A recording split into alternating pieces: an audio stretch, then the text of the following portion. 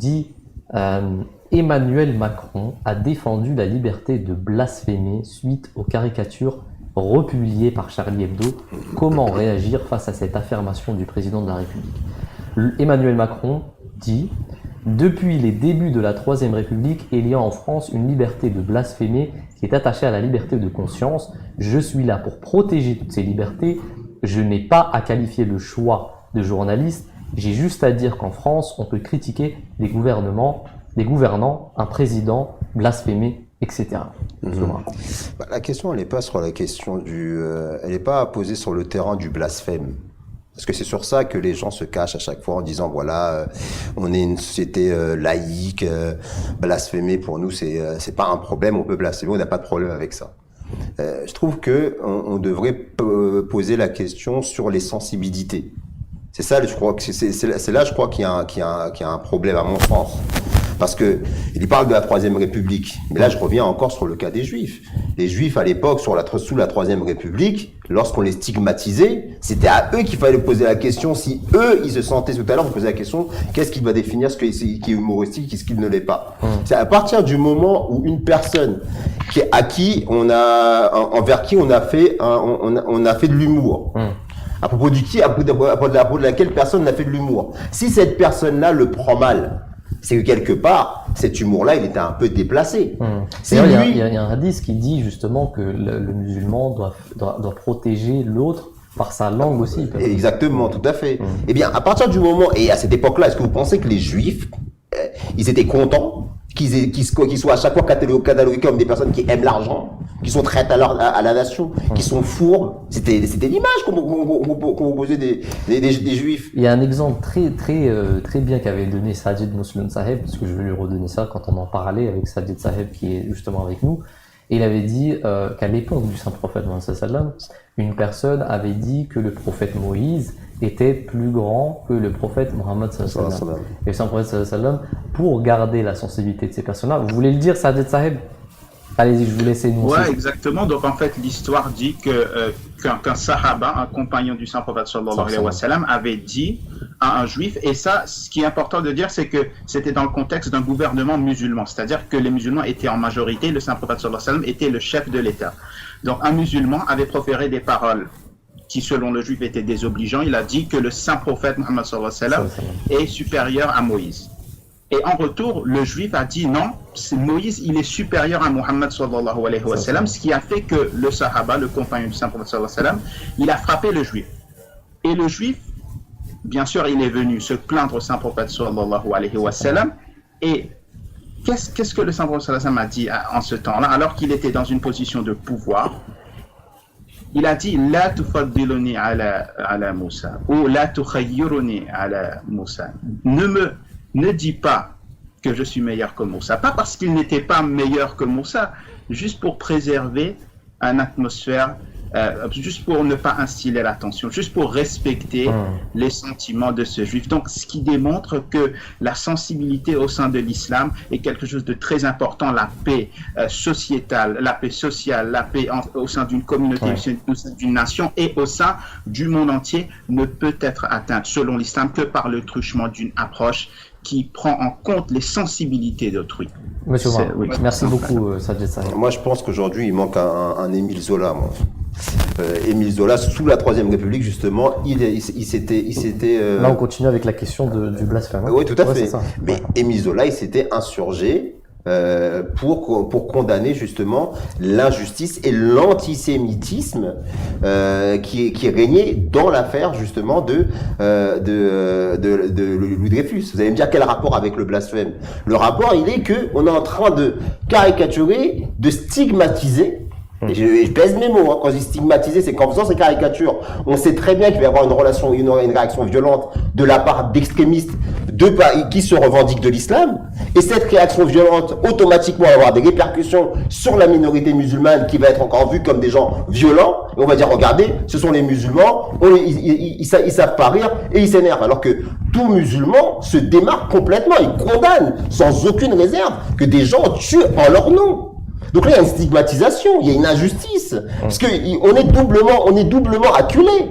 D'un côté, il y a les terroristes qui nous prennent en otage, et d'un autre côté, il y a un magazine soi-disant au nom de la liberté d'expression qui nous insulte, et qui insulte une personne que nous révérons, et qui blesse nos sentiments. Là, il y a quelque chose qui est quand même, qui est quand même dangereux. Mais c'est vrai qu'il y a quand même un deux poids deux mesures, parce que même dans Charlie Hebdo, alors je me rappelle plus du caricaturiste qui s'était fait virer parce qu'il avait fait... C'était Ciné. Ciné qui Ciné, avait fait une je crois qu'il avait fait, je sais pas s'il avait dessiné quelque chose contre Jean Sarkozy, je crois. Voilà, il avait été, Philippe Val l'avait viré parce qu'il est considéré comme étant antisémite. Voilà, exactement. Donc, et ils ont bien fait de faire ça. Est-ce qu'ils ont bien fait de faire ça, Bah, en fait, il y a un deux poids deux mesures. Si d'un côté, un caricaturiste est viré pour cause d'antisémitisme, c'est bien qu'il a blessé les sentiments d'une communauté.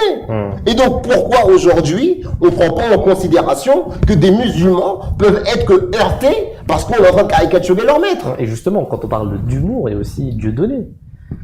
Dieudonné qui, évidemment, on le défend pas ici, on n'est pas pro-Dieudonné, mais s'il a été censuré quelque part, c'est aussi à cause de ce qu'il a dit sur les juifs, qui était perçu comme étant antisémite, mais quand il s'agit de l'islam, eh ben on fait rien. On dit que c'est et c'est sain de faire en sorte qu'on ne laisse pas véhiculer des clichés, parce qu'en fait il s'agit de clichés. Il s'agit pas de liberté de s'exprimer.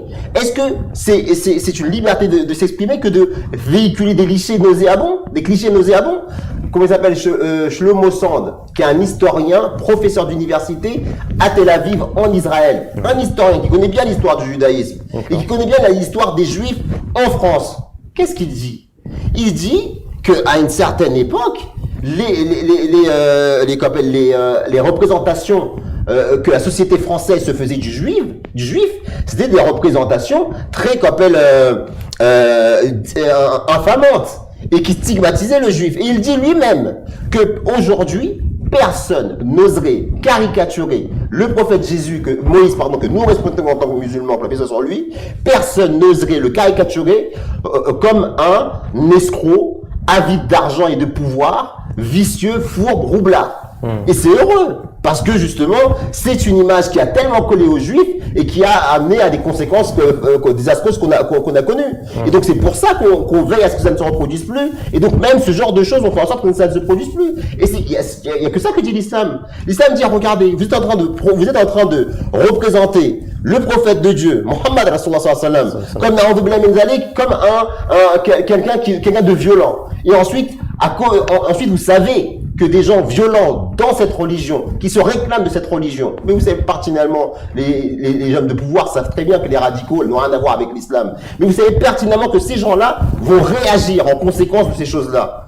Et vous ne protégez pas les vrais musulmans, ceux qui veulent vivre dans la paix, ceux qui sont intégrés dans la société française, ceux qui aiment leur patrie, des actes de ces gens-là, qui nous prennent en otage à cause de l'irresponsabilité de caricatures qui sont publiées pour encore plus les stigmatiser. Donc il y a un deux poids deux mesures.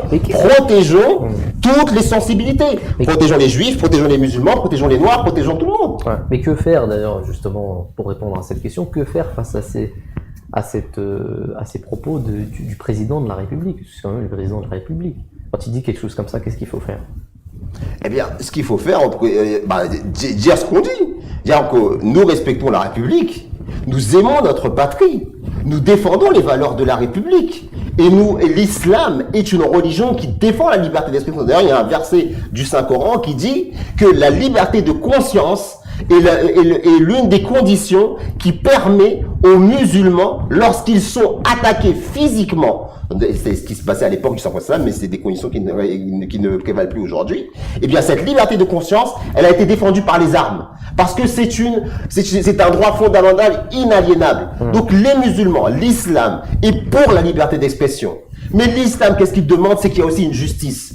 C'est que de même qu'on protège, qu'on préserve les sensibilités de nos frères, de nos compatriotes, de nos concitoyens juifs, alors protégez aussi les sensibilités de tous les concitoyens. Prenez en considération, acceptez que des musulmans peuvent être blessés par des caricatures qui sont faites et qui trouvent comme insultants.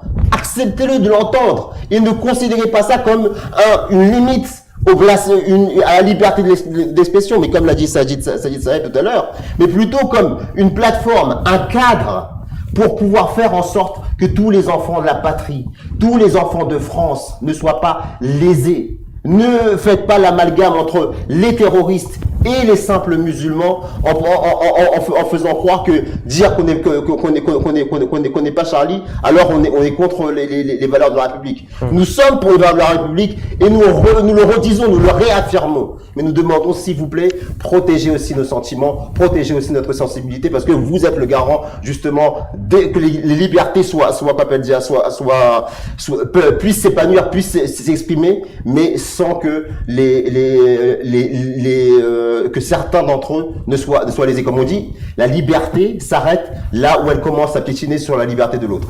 En espérant que ce message soit passé au président de la République, parce que c'est ça en fait, il faut qu'il l'entende. Voilà, bah non, on fait Je voulais ajouter quelque chose. Bien sûr, monsieur Sadid Moussoun Saheb, vous voulez rajouter quelque chose, allez-y. En fait, ouais, au sujet de la sensibilité, du sujet de respecter de la sensibilité, l'islam, en fait, vous savez, celui qui ne respecte pas la sensibilité de l'autre, c'est-à-dire celui qui fait du mal aux autres et qui sait qu'il fait du mal aux autres, celui-là, selon l'islam, il contredit l'essence même de ce que signifie être un humain. Parce que vous savez, le terme insan en arabe, c'est le terme homme en arabe, c'est insan. Et quand vous étudiez étymologiquement, ce terme signifie deux amours. Maintenant, que signifient ces deux amours? Eh bien, ça signifie que l'insan est un être qui dispose d'un entendement intellectuel ou des facultés intellectuelles requises qui le permet d'un côté de comprendre et de concevoir un Seigneur et d'être amené à reconnaître les bénéfices que lui a prodigués ce Seigneur et d'aimer ce Seigneur. Ça, c'est la première expression d'amour. Maintenant, quand il réalise que ce Seigneur est Seigneur de tout l'univers, qu'il a créé beaucoup de créatures, l'homme réalise qu'il est un parmi tant d'autres créatures de Dieu et que les autres humains sont comme ses frères et ses sœurs qui émanent d'une même source génératrice. Machallah, très Et intéressant. c'est ce qui l'amène à aimer la création de Dieu et à se consentir à faire des sacrifices pour la création de Dieu. Ça, c'est la deuxième expression d'amour et c'est pour cette raison que l'homme est appelé insan. Deux amours. Eh bien, le fait que l'homme, de nos jours, se soit éloigné de son Seigneur, signifie qu'il a perdu en quelque sorte cette bonté inhérente qui devrait normalement caractériser l'homme ou l'insan dans ce sens. C'est-à-dire, et c'est pour cette raison en fait, c'est ça qui motive, c'est ça qui motive le fait qu'il prend plaisir de nos jours, que certaines personnes du moins prennent plaisir ou font l'honneur de leur emploi de faire du mal aux autres et d'atteindre les sensibilités de l'autre. Exactement, c'est très intéressant ce que vient de dire monsieur Sadid Moussoun Saheb. Merci beaucoup pour ce